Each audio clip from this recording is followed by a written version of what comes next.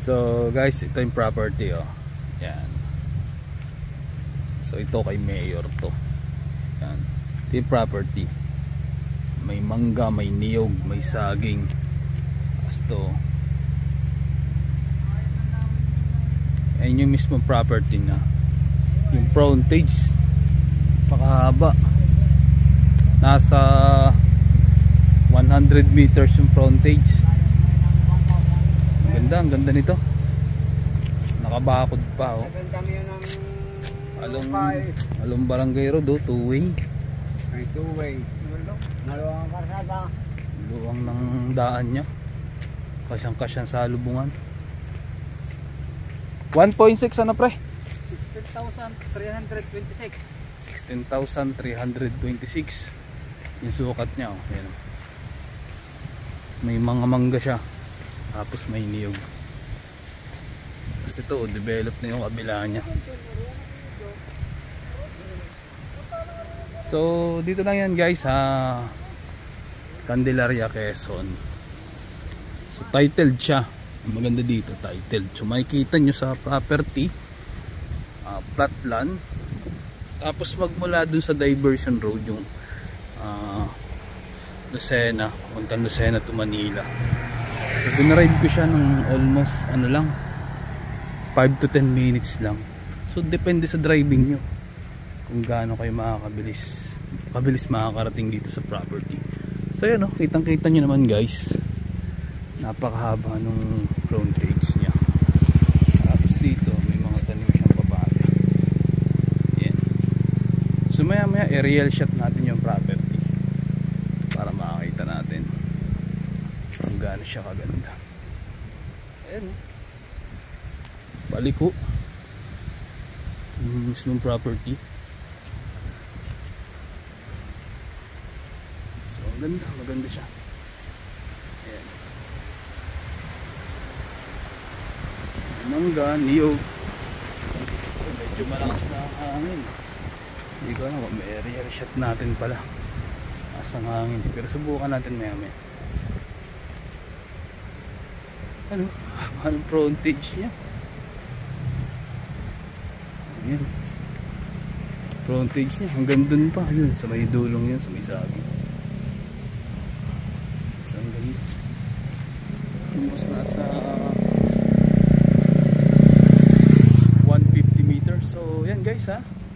Kung interested kayo, napakaganda ng farm niya.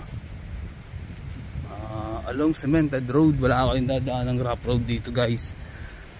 Puro sementado siya. Ayan, kita nyo, baka naririnig nyo, medyo hinihingal ako sa paglalakad. Ayan, may papaya, mangga, may niyog, may linya ng kuryente o may solar pa sa tapat. Maganda dito, ito tapat to ni Mayor oh. Ito, kay Mayor yan, Mayor ng dito, Mayor ng Candelaria. Yan oh.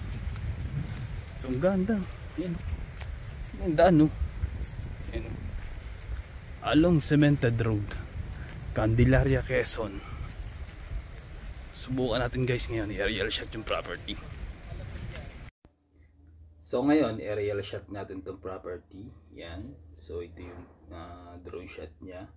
So makikita nyo dito, pati dito guys sa property.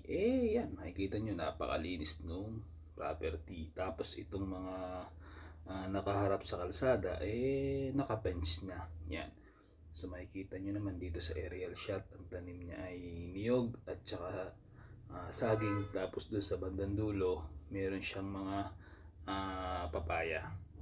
So mula dito sa, ayun nga guys, mula sa Metro Manila naman ang ating pag-usapan. So pag kayo manggagaling ng Metro Manila, so 2 to 3 hours lang yung biyahe mula dito sa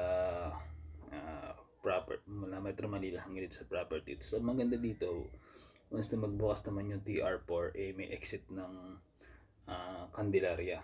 So medyo matagal pa nga lang, pero at least ongoing yung paggagawa ng exit ng TR4. So mas mabilis na yung biyahe nung papunta dito sa property. Magmula ng Metro Manila siguro mga 1 hour na lang. So yan, Dami-dami din siyang niyog.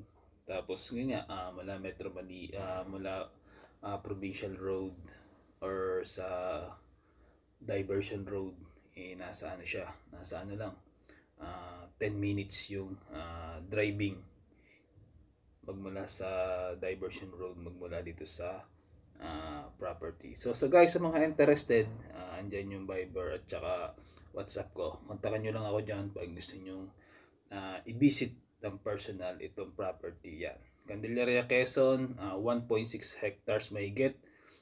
Titled siya 7.5 M, negotiable po siya. So eksaktong sukat niya 16,326 square meter po siya. So may title po siya guys.